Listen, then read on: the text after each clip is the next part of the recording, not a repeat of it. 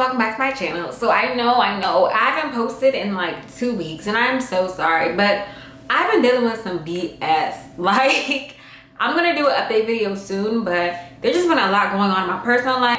But today I wanted to do a fall look. I was really feeling like dark lips and really bright eyes, and I wanted to use my Makeup Forever shadow. I picked these up a little while ago. They're gonna be in a haul video. I don't know if the haul is gonna be up before this video or not. I have a haul and a favorites for you guys on it. But I use this shadow right here. I think it is one of their diamond shadows, but I don't remember the number. But it's like a pink and green dual chromatic white eyeshadow. It is so gorgeous, and I used it on my inner corner. You will definitely see me using this more because I got some stuff from Kiko that's in the same color family, and I've just really been into like the green and olive trends. So if you want to see how I got this vampy fall look, then keep on watching. To get started, I'm spraying MAC's Fix Plus and going in with their Natural Radiance Primer in yellow. This is my new favorite. I'm still trying out a sample of this, but so far I really love it. Really great for brightening the skin under your foundation. For foundation, I'm using MAC Studio Fix Fluid, and right now I'm in the shade NW47, even though it might be a little bit too red. I'm still, debating. But I'm first going in with a flat top kabuki, and then I'm going over the areas so I want more coverage, and using a stiffer, more dense rounded buffer brush from Crown Brushes. These dense brushes are really great if you want like a flawless airbrush finish for your foundation, but I always go in and do a light layer first because this is full coverage. Highlight and conceal, I'm using first MAC's Pro Longwear Concealer in the shade NW40, and I'm going to go on top of that with NARS Radiant Creamy Concealer in the shade Biscuit. I use the Pro Longwear Concealer to hide my dark circles and imperfections, and today I'm also using it as a base for my eyeshadows. This concealer is amazing. It lasts all day long and it will not move. And I'm just applying that in all the areas. Like I said, I'm going to highlight. I find that it adds as a nice buffer between my highlight shade and my skin tone. For brows, I'm using the Anastasia Dip Brow in Chocolate, and my brow lady, she made my brows too thin once again. So I'm kind of going to create a little bit of width in my brow because I'm not used to having as skinny of brows as I have right now. But whatever floats your boat, you can definitely go in with a pencil instead of using dip brow, whatever you're comfortable with. I'm going to use that same concealer to clean up under my brows so that they look a little bit more sharp.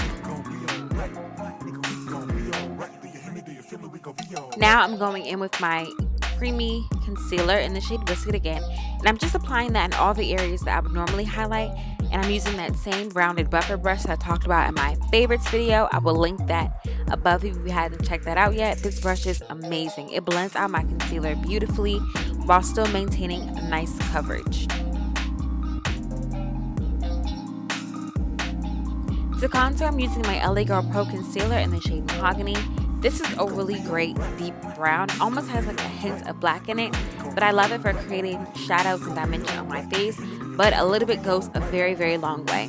And today, because my eyeshadow look is really soft, there's not much to it, I really want a lot of structure on my eye area, so I'm going to go in and contour the inner corner of my eye and go ahead and blend out the rest of the areas that I applied the concealer. If you watched my favorites video, then you know about these two right here. I'm going in with my favorite mix, which is the Black Opal Neutral Light Setting Powder and my Midnight Banana Powder. And I'm taking this on my Real Technique setting brush, and I'm just setting all the areas I highlighted. I'm even going to take this on my nose today. My skin has been doing really well lately, so I find that I can actually use powder on my nose. And to set my contoured areas, I'm going in with the Sleek Contour Kit in the shade Dark. This shade made my skin a little bit muddy. I think it's a little bit too dark for me right now, but it served its purpose. And then I'm going to go ahead and blend everything out before I finish anyway. I'm going to sharpen up my contour with a little bit of just Nice Banana Powder. I don't use a neutral light underneath my contour. Then I'm going to set the Pro Longwear Concealer I used on my lid, which is super important because it's going to make sure that your eyeshadow base is bulletproof.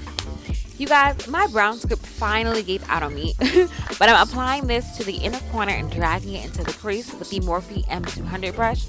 I'm using a really light hand because this is going to create the structural base of my eyeshadow look. Like I said, the eyes are really soft. There's not that many colors, So I wanted to have like a really nice definition to my eye. This technique is a little bit more on the avant-garde side, so it's whatever you're comfortable with. You can definitely tweak it for your liking. Next, I'm going to use the Bobbi Brown eyeshadow in the shade Camel. You guys know this is an oldie but goodie, and I'm applying that just under the brown script to blend everything out. I'm even going to drag this just below that in the inner corners to act as a transition for the shade I'm going to apply next.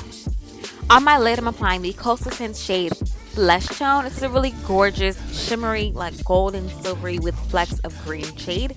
And I'm going to pack this onto the lid. I'm not being too precise, but I don't want to take this into the crease. And using a clean blending brush, I'm going to blend out those edges so that everything is nice and smooth. You really don't want any harsh lines when you're going from a matte shade to a shimmery shade. So I'm just going to make sure that everything is nicely blended. I'm going to go back into the brown script because I felt like I was losing a little bit of definition. Again, like I said, how much you use is completely up to you. For my inner corner, I'm using this Makeup Forever eyeshadow. I think it's D something. I'll put the number down below, but it's one of their diamond eyeshadows. It's this gorgeous green and pink flecks with white. Like, it's so hard to explain, but it's such a gorgeous color. From the Maybelline Copper Chic palette, I'm using the icy shade to add dimension to my inner corner. I'm using the brown shade to add some definition to my outer V. I didn't want this to be too structured, but I really wanted to bring the look together. So I'm using the side of my pointed blending brush just to give me a more rounded look and really tie in everything together. For my lower lash line, I'm using the NYX eyeliner in the shade Bronze.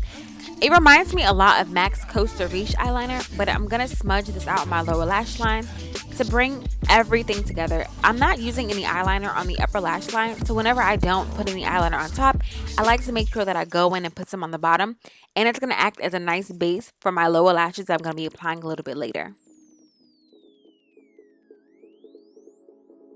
I'm using that same diamond eyeshadow on the lower lash line.